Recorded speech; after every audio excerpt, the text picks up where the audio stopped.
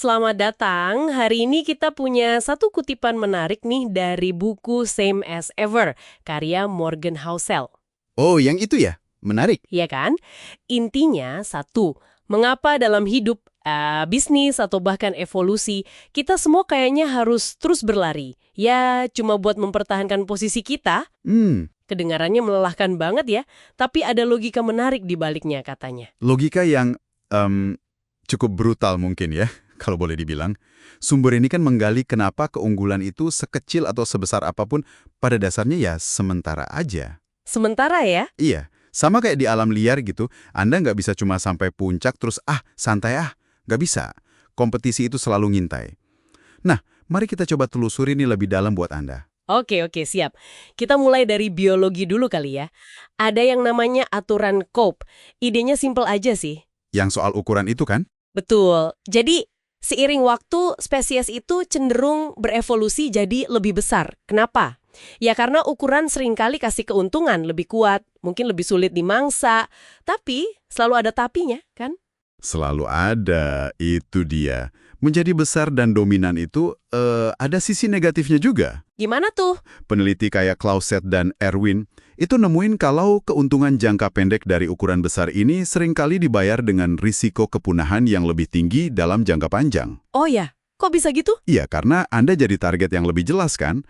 Terus mungkin jadi kurang lincah buat adaptasi pas lingkungan berubah.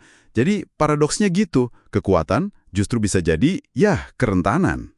Jadi serba salah juga ya? Makanya, dapetin keunggulan itu sulit, tapi mempertahankannya, nah itu jauh lebih sulit lagi. Wah, itu langsung keinget contoh klasik yang dibahas di sini.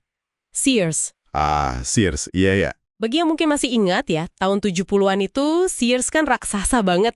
Kayaknya nggak tergoyahkan gitu. Katalognya legendaris, ada di mana-mana.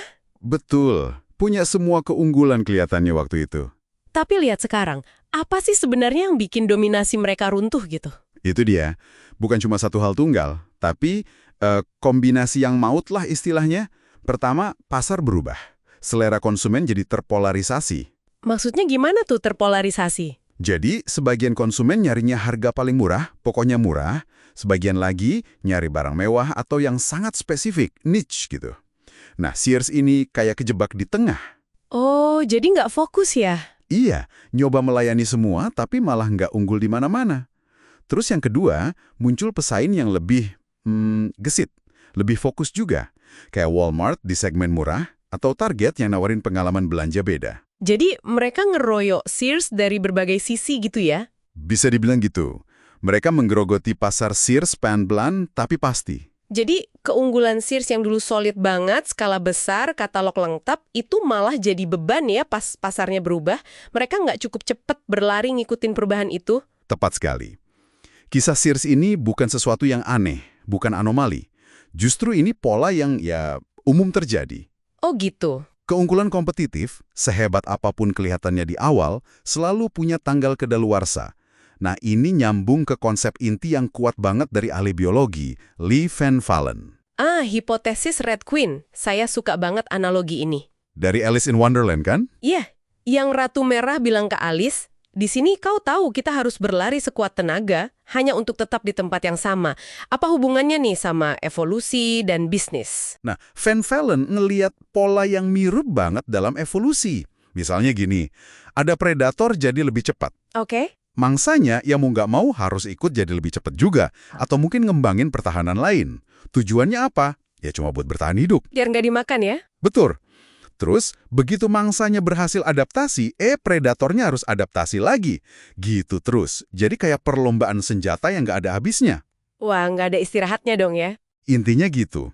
Artinya, Anda itu terus-menerus berupaya, berinovasi, beradaptasi, yaitu tadi, berlari bukan supaya melesat jauh ke depan, tapi seringkali cuma biar nggak ketinggalan dan nggak tersingkir. Jadi kalau berhenti berlari artinya mundur dong relatif sama yang lain. Persis. Berhenti berlari itu berarti Anda mundur relatif terhadap pesaing Anda. Jadi ini bukan cuma soal lari lebih cepat di jalur yang sama terus-terusan ya. Bisa jadi pesaingnya nemu jalan pintas atau malah bikin rute baru sama sekali. Nah, itu poin penting. Ini bukan cuma soal kecepatan, tapi juga soal arah dan strategi berlarinya. Pesaing itu nggak cuma niru, Mereka nyari cara baru buat menang. Oke, oke. Makanya, cuma ngelakuin hal yang sama tapi lebih keras itu seringkali ya nggak cukup dalam jangka panjang. Ini juga ngejelasin kenapa evolusi dan juga persaingan pasar kadang terasa kejam.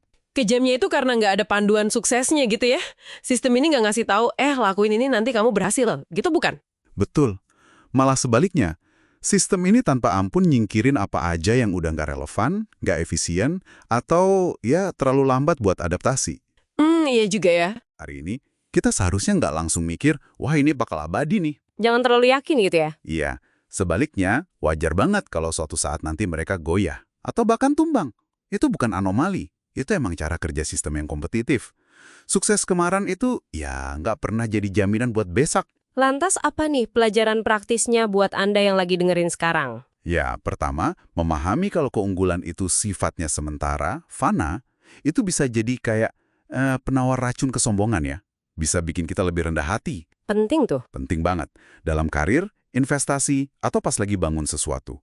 Jadinya kita sadar kalau kebutuhan buat terus belajar dan adaptasi itu bukan pilihan lagi, tapi udah jadi keharusan. Jadi bukan soal pesimis dong ya? Justru bukan. Ini pandangan realistis yang malah bisa membebaskan, menurut saya. Kita jadi lebih fokus ke proses adaptasinya itu sendiri, nggak cuma kaku mempertahankan status quo. Fokus ke proses ya? Iya. Kemampuan buat bertahan jangka panjang itu seringkali lebih ditentukan sama kelincahan kita, kemauan belajar kita daripada cuma ngandelin besarnya keunggulan di awal. Harus siap buat ngubah cara kita berlari. Menarik sekali diskusinya. Nah, sebagai penutup nih, ada satu pertanyaan reflektif buat Anda bawa pulang yang muncul dari obrolan kita. Silakan. Kalau kita semua emang harus terus berlari, apakah itu artinya cuma sekedar nambah kecepatan pada rutinitas yang sama? Atau jangan-jangan terus berlari itu justru artinya kita harus berani secara konstan nyari cara berbeda buat berlari? Mencoba jalur baru, strategi baru, bahkan mungkin pas jalur lama masih terasa nyaman? Coba direnungkan ya, sampai jumpa di pembahasan berikutnya.